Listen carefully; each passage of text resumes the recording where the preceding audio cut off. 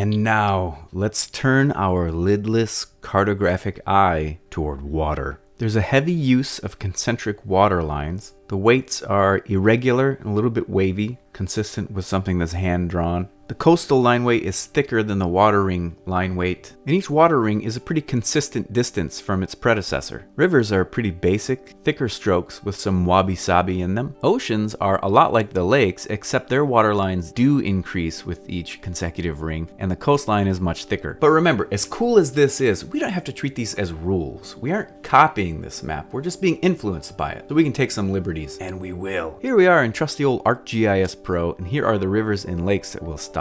In the previous video, we styled up forests and mountains. And we also pulled in a handful of paper textures from Living Atlas. Folded paper texture with a color burn blend mode, parchment texture with a multiply blend mode, and a copy of that same parchment texture. And you know what? I like it so much. Why don't we make a third version of parchment texture? I mean, it just looks better every time, and pixels are cheap. Okay, let's take a look at these rivers. I'll open the symbology panel for this layer, and in that structure tab or wrench icon, I'm going to add an effect for this line called wave, and we're going to be using waviness a lot in this video. So now I have some wave effect parameters to play with. Instead of the regular sine wave, I'm going to make it random, which is more jaggedy, and I'll increase its wave height and its wave length, 1 point and 5 points. I'll make the line a little bit thicker, as the rivers were in our reference map, and I'll change the color to nearly black, and I'll soften it a little bit by making it 10% transparent by going to the color properties and changing its transparency to 10. Boop.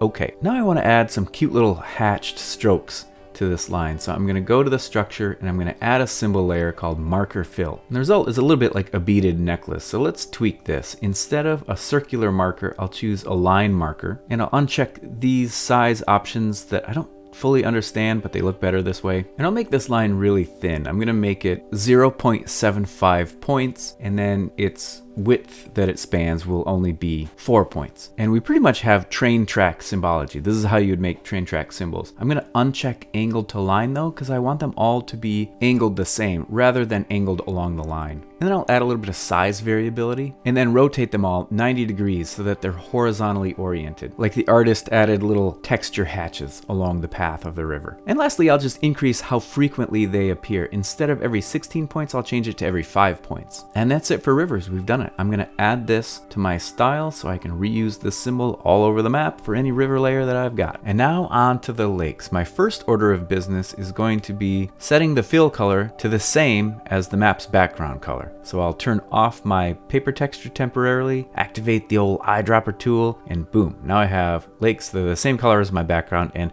quickly turn that back on. It looks so much better with that paper texture. Now I'd like to add a little bit of a coastal tinting, like somebody watercolored around the edge of these water features. So I'm going to duplicate my solid fill, and I'm going to change it into a gradient fill. And I'll play with the colors for this. I'm going to make the coastal edge this steel blue, and it's going to fade out to a transparent version of that steel blue. So I'll open that up a second time, hit the color properties, and make it 100% transparent. And I'll also tone down the coastal edge too. So I'm going to make that one 85% transparent. And so it's not so obviously stair-stepped in appearance. I'll play with its pattern. I'll make it absolute, and I'll give it 10 intervals spanning 40 points. That just makes it a lot smoother. I really liked that scratchy look for the rivers, so I'm going to do something similar for the lakes. I'm going to add a fill layer, and I'll drag it just above my tint layer, and I'm going to add a couple of effects. Offset, which inflates it, and then another effect called donut, which only renders around the edge, and then a third effect called wave, good old wave. And then I'm going to change its solid fill to a hatched fill, and that's where we're going to get our cool lines. I want these hatch lines to be horizontal, so I'll set their angle to be 0 instead of the default of 45. And I'll give it that almost black color, which is dark gray with a transparency of 10%. And then I'll set the offset and the donut effects options to accurate instead of fast, so we don't get any loop-de-doo rendering errors. And I'm going to inflate this lake a little bit more, so I'll give it an offset of 2 points.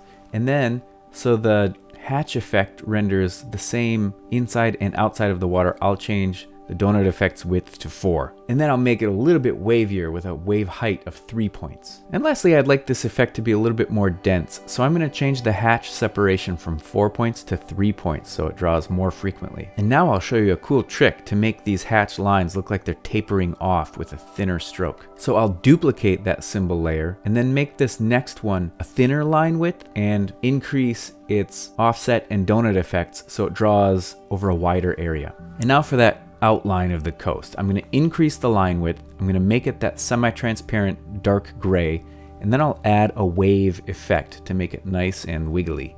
I'll set that wiggliness to be more random, and then I'll increase the wavelength. And now I get to add those crazy water ripples. So I'll duplicate my stroke for the coast, and then I'll make its width a little bit thinner, and I'll give it a negative offset so it snugs it inside. And then I change the option to accurate so we don't get the topological dealies. And I'll make it just a little less wavy. 1 water ripple down, 3 to go. Every time I duplicate this line, I'll make its negative offset a little bit more, 5 points more in fact, and I'll make the line slightly thinner. Now the map from our book doesn't have dashed water lines, but I like how dashed water lines look. And so I'm gonna add a dash effect, and for this outermost ripple, I'm gonna say on a little, off a lot, on a little, off a lot for its dash template. That's like putting the pen down for a little bit and pulling the pen up for a long ways. Down a little bit, up for a long ways. And then for the next water line, I'm gonna make them kind of even, like 12 on, 14 off, 15 on, 19 off, that kind of thing. And then for the next one, I'll do on for a long time and off for a little time. On for a long time, off for a little time. So more line than break. And on the whole, this creates a really nice effect from a solid water ripple near the coast to a really subtle one further out. And I like it, so let's lock it in by saving it to our style. I really like what we have here. But I've also seen cool examples where the water is fully inked in. So I'm just gonna make a quick reverse version of this. I'll go to the little paintbrush symbol tab and eyedrop my background color again. And then I'll just make all the fill colors that nearly black gray. And I can also get rid of that first thick coastal stroke, the outline. And we can bring our luscious paper textures back. And for this dark water mode, I'd like to increase the intensity of our water tint. So I'm going to go to this gradient fill, and instead of 85% transparency, I'll make it only 65% transparent, and that should look pretty good. And I love it. I actually like it better. So I'm going to save this to my style as well. Now for the really big, salty version of lakes. And I'll benefit from the unspeakable ease of symbols saved as a style. That's a lot of S's in a row. And then I'll just tweak it slightly by deleting its last 2 water ripples, and then making its coastline thicker, and that's it. And that, my map friends, concludes our fantastical water tutorial. Up next, finding some great data and forging one map to rule them all.